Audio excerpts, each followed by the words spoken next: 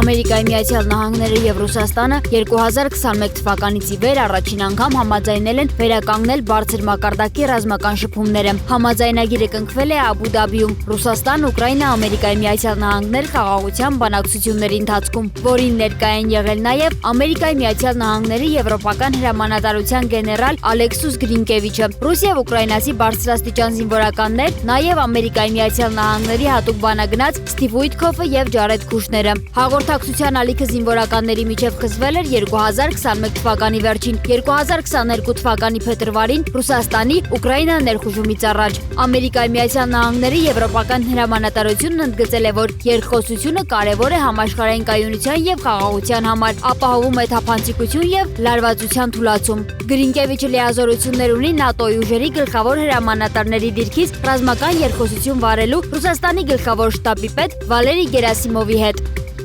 Պատերազմի կարգավորման բանակցային գործընթացի շրջանակում արդեն ծրագրավորվում են հետագա հանդիպումները, որոնք հավանաբար կկայանան Ամերիկայի Միացյալ Նահանգներում։ Այս մասին իր երեկոյան ելույթում հայտարարել է Ուկրաինայի նախագահ Վոլոդիմիր Զելենսկին։ Նրա խոսքով հաջորդ հանդիպումները նախատեսվում են մոտ ապագայում։ Զելենսկին հայտարարել է նաև, որ Ռուսաստանի նախագահ Վլադիմիր Պուտինը վախենում է Ամերիկայի Միացյալ Նահանգների նախագահ Դոնալդ Թրամփից։ Նրա խոսքով Պուտինը Եվրոպային չի դիտարկում որպես զսպող գործոն եւ չի ընկալում այն որպես լուրջ ազդեցություն ունեցող կողմ։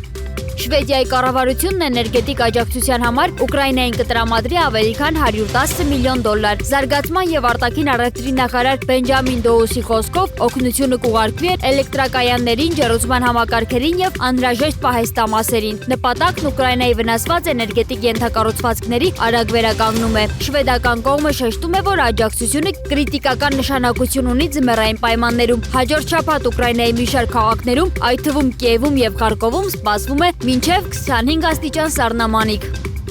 Ռուսաստանի արտաքին գործերի նախարարությունը Մոսկվայում Գերմանիայի դեսպանատան աշխատակցին հայտարարել է անցանկալի անձ՝ ի պատասխան Գերմանիայից ռուս դիվանագետի արտաքսման։ Ավելի վաղ Գերմանիան անցանկալի անձ էր հայտարարել Ռուսաստանի Դաշնության դեսպանատան ռազմական կցորդի տեղակալին, նշելով, որ չի հանդուրժի լրտեսությունը դիվանագիտական քողի տակ։ Արտաքսված ռուս դիվանագետը եղել է Ռուսաստանի Դաշնության զինված ուժերի գլխավոր շտաբի գլխավոր վարչության գնդապետ։ Նա ըստ գերմանական կողմի համակարգել է լրտեսության կասկածանքով կալանավորված Իլոնա Վեի գործունեությունը։ Վերջինս ըստ դատախազության հավաքել է տվյալներ քաղաքական միջոցառումների, պաշտպանական օբյեկտների, ԱԹՍ-ների փորձարկման եւ Ուկրաինայի դրանց մատակարարումների մասին։ Ռուսաստանի արտաքին գործերի նախարարությունն այդ մեղադրանքները որակել է որպես անհիմն եւ հորինված, դրանք անվանելով ստորսադրանք ուղղված Գերմանիայում Ռուսաստանի Դաշնության դիվանագիտական առաքելության վարկաբեկմանը։